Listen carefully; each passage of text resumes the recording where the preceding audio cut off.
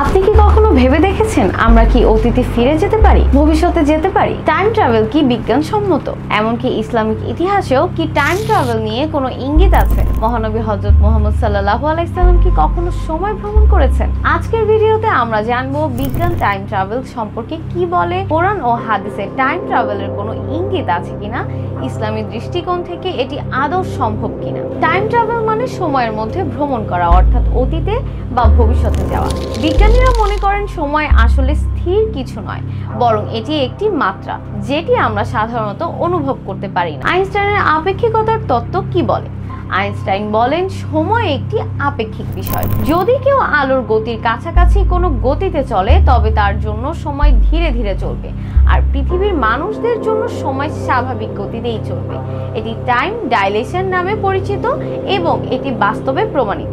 বিজ্ঞানীরা দেখেছেন মহাকাশে দীর্ঘদিন থাকা একজন নভোচারীর জন্য সময় সামান্য ধীর গতিতে চলে, ফলে সে পৃথিবীর মানুষের চেয়ে সামান্য কম বয়সী হয়ে ফিরে আসে। তাই ভবিষ্যতের দিকে টাইম ট্রাভেল বিজ্ঞানসম্মতভাবে সম্ভব, কিন্তু অতীতে ফিরে যাওয়া এখনো রহস্য। এখন প্রশ্ন হলো, কোরআনে কি টাইম ট্রাভেলের কোনো ইঙ্গিত রয়েছে?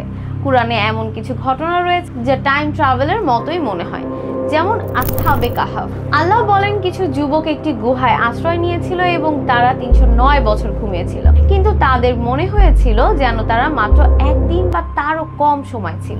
এটি টাইম ডাইলেশনের একটি চমকপ্রদ উদাহরণ হতে পারে। উজাইর নবীর ঘটনা।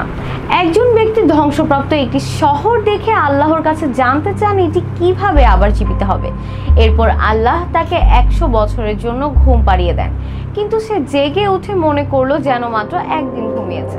এটিও টাইম ট্রাভেলের মতোই মনে হয়। এসব ঘটনা থেকে বোঝা যায় আল্লাহ চাইলে সময়কে বাঁকিয়ে দিতে পারেন বা পরিবর্তন করতে পারেন। অনেক ইসলামিক স্কলার মনে করেন মহানবী হযরত মুহাম্মদ সাল্লাল্লাহু আলাইহি ওয়াসাল্লামের মেরাজের ঘটনা টাইম ট্রাভেলের সঙ্গে তুলনীয় হতে পারে। হাদিসে আছে এক রাতে জিবরাইল আলাইহিস সালাম মহানবী হযরত মুহাম্মদ সাল্লাল্লাহু আলাইহি ওয়াসাল্লামকে বাইতুল মুকাদ্দাসে নিয়ে যান, তারপর সেখান থেকে সপ্তম আকাশ পর্যন্ত ভ্রমণ করান। এই পুরো ঘটনা মাত্র এক রাতেই ঘটে, কিন্তু এটি এত দীর্ঘ যাত্রা ছিল যে সাধারণভাবে তা সম্ভব মনে হয়। অনেকে বলেন এটি টাইম ডাইলেশনের একটি ঘটনা হতে পারে, যেখানে সময়ের অনুভূতি পরিবর্তিত হয়েছিল। তবে ইসলামে এটি অলৌকিক ঘটনা হিসেবে বিবেচিত হয়, যা আল্লাহর ইচ্ছাতেই ঘটেছিল। তাই এটিকে টাইম ট্রাভেলের সঙ্গে পুরোপুরি তুলনা করা যাবে না। আপনার মতে টাইম ট্রাভেল সম্ভব? বিজ্ঞান কি একদিন অতীত ভ্রমণের রহস্য উন্মোচন করতে পারবে?